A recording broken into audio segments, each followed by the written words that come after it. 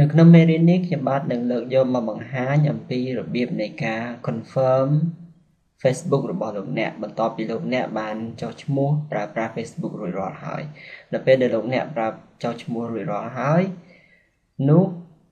ជំហានបន្ទាប់គឺលោកអ្នកត្រូវ confirm Facebook ដើម្បីលោកអ្នកអាចប្រើប្រាស់បាន 100% នៅលើ function ទាំងអស់ដែលមាននៅលើ Facebook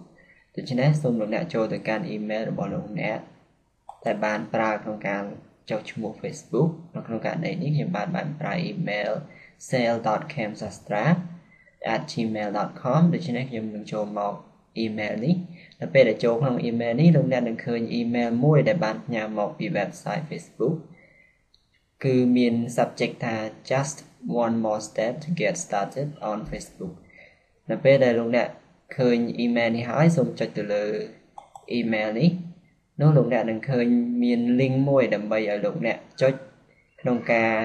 លោកអ្នក confirm នៅ Facebook លោកអ្នក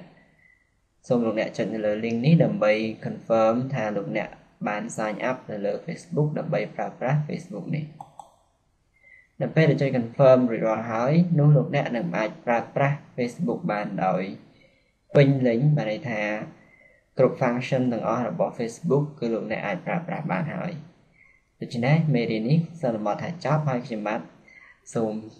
ថ្លែងអំណរគុណហើយនឹងសូមជម្រាបលា